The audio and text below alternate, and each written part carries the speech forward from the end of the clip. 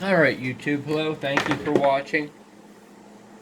I've got the fan controller all done here for this unit finally. I got a crazy amount of time in this, I really do. You know, I probably really couldn't even take a guess, but probably more time than what it took me to do my Sansui display, LED display I did one time. I think that hit me up for probably over 120 hours. What I like about this one that kind of differs a little bit from the Texas Star um, is the way that I did the power on indicator on this, where you won't get power on unless the thermistor's connected, unless it has reference voltage, and unless it has supply voltage. You got to have those three things met in order to have power indicator on this. So that's kind of what sets it apart from the other one, on the Texas Star DX500V. But this one here pulls in more fans, so there's more comparators to it and stuff like that. Now there's actually four different points on the voltage divider network that are being sensed. So the voltmeter is tied to a test point here I put on, which is the temperature divider. Reference voltage that's fed into the comparators. So at room temperature we're setting about 1.7 volts. Oh, let's see. The first LED is actually an adjustable. I was thinking it was a fix, but no, I changed this around. Just trying to coordinate the schematic off the side of my view here. Yeah, the blue LED is actually adjustable, 35 to 40 degrees C on the first pot. So it's turned the whole way down. So 35 degrees C is really nothing. I mean, that's probably like 95 degrees Fahrenheit. So we're not going to have to, at 2.0 volts, 2.008 is what it was calculated at, would be the lowest turn on point for the first box fan.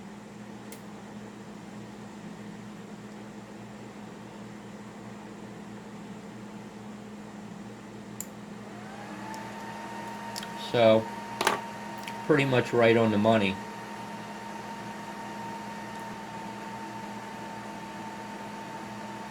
You notice there's 10 megs of hysteresis on this comparator, so it's fairly tight on temperature, but there is a dead band to it, which is a term that's kind of used in HVAC actually, where the turn on and the turn off point is not the same. It's something that's referred to in thermostats as a dead band. In electronics and temperature sensing, you know, we would call it hysteresis, I guess. So the turn on and the turn off point is not the same, but these are very, very tight.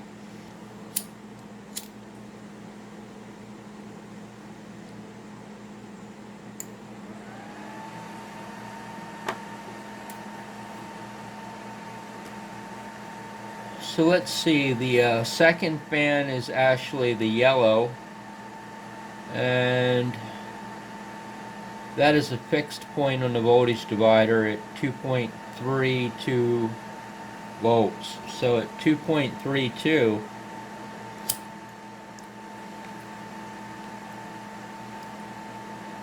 which is 41 Celsius, we get yellow, which is the second two box fans. And those little I can't think of who made them now. I'm kind of drawing a blank here.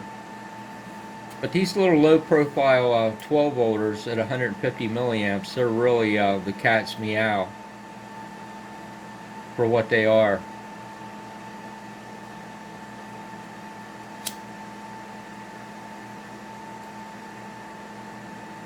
So the second two box fans are at 41C for those living in a Celsius world, 2.3 volts. And then the next step up the divider is an adjustable point, and that is for the red. The red and the yellow are very, very close together when the red is turned the whole way down. There's actually only 1 degree Celsius that separates red from yellow when this guy's turned the whole way down on the divider. So with him turned the whole way down, that's 2.5288 volts. And we'll get red, and that's at 45C.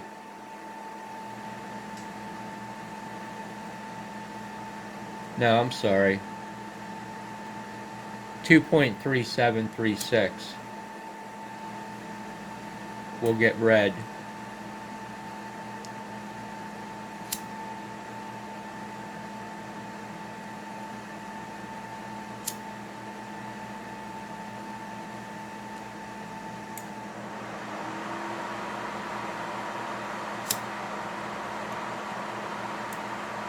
Right on the money.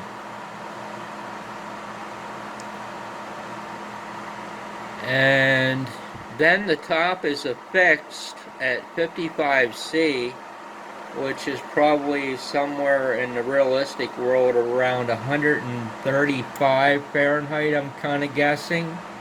That's the last LED, which is the white, and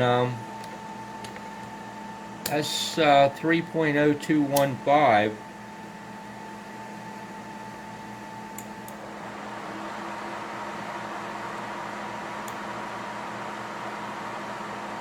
Temperature came up too quick there. I couldn't see where it hit at.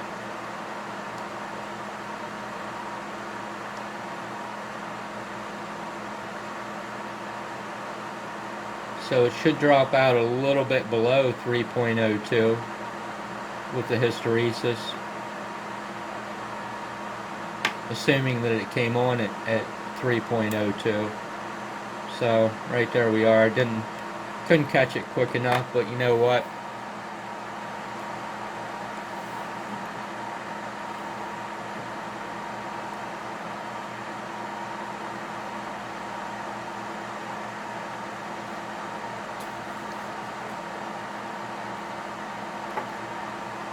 This set of fans right here isn't connected yet.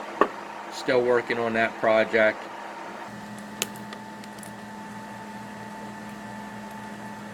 So I thought it was kind of interesting to note, it's been many, many years since I put something together with a LM239.